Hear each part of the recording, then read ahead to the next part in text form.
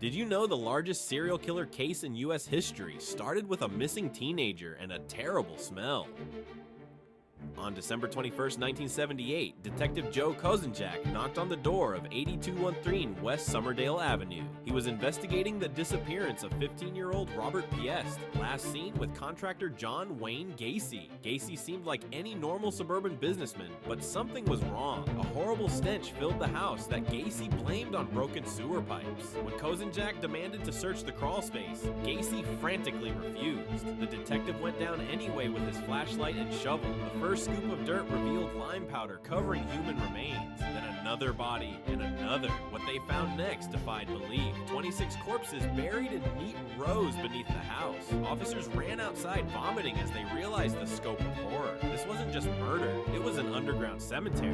The excavation would uncover the most shocking serial killer case America had ever seen.